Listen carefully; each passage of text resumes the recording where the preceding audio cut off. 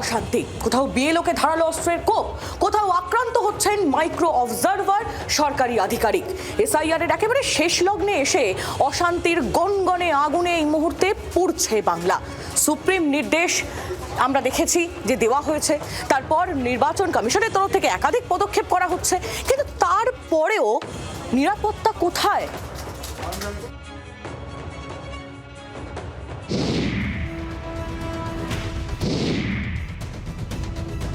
একদিকে শুনানিতে হয়রানি ঘিরে বিক্ষোভ, আর একদিকে ঝরলো রক্ত।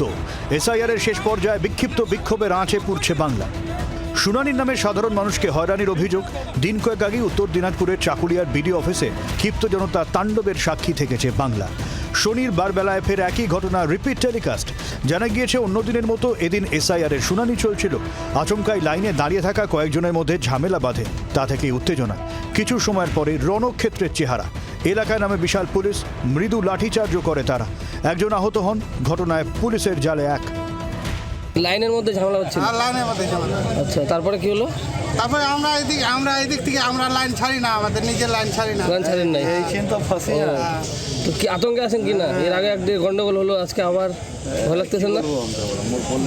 ভয় লাগবে। পুলিশের তরফে সংবাদ মাধ্যমের কর্মীদের ছবি তুলতে বাধা দেওয়ার অভিযোগ উঠেছে। ঘটনার পর বিডিও অফিস চত্বরে বাড়তি পুলিশ মোতায়েন করা হয়। ঘটনার তদন্ত শুরু করেছে পুলিশ। কোচবিহারের দিনহাটায় আক্রান্ত বিএলও, ধারালো অস্ত্রের কোপে গুরুতর জখম সিতাই বিধানসভার 6/278 নম্বর বুথের বিএলও মনোয়ার হোসেন। জানা গিয়েছে শুক্রবার বিকেলে গীতালদহ এলাকায় শুনানির নোটিশ দিতে বাড়ি বাড়ি যাচ্ছিলেন মনোয়ার। আচমকায় তার ওপর হামলা চালায় দুজন। ধারালো অস্ত্র নিয়ে একজন তার মাথায় কোপ বসায়। রক্তাক্ত অবস্থায় তাকে ফেলে রেখে অভিযুক্তরা পালায়। পরে তাকে উদ্ধার করে দিনহাটা মহকুমা হাসপাতালে ভর্তি করা হয়। পুলিশ সূত্র খবর, এলাকার বাসিন্দাদের একাংশের বিএলও হিসেবে মনোয়ারকে পছন্দ ছিল না।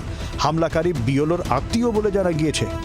ওদের বক্তব্য ছিল যে উনি যাতে এই বিএলও না হয়, তো বিএলও হিসেবে আমি দায়িত্ব নেওয়া যেহেতু ওর অপছন্দের ব্যক্তি, তাই ও ওই রাস্তা দিয়ে যাওয়ার সময় হঠাৎ করে আক্রমণ করে, সে ধারালো টাইপের অস্ত্র নিয়ে।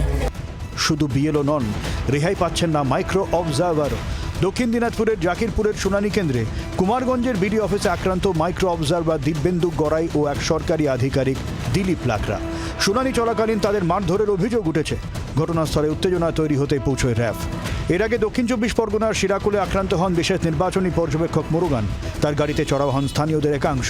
এরপরেই আধিকারিকদের নিরাপত্তা নিয়ে রাজ্যকে কড়া নির্দেশ দেয় নির্বাচন কমিশন। কিন্তু সেই নির্দেশেও কোনো কাজ হলো কি? ব্যুরো রিপোর্ট, জি 24 ঘন্টা। বাংলার আওয়াজ, বাঙালির আবেগ, জি 24 ঘন্টা।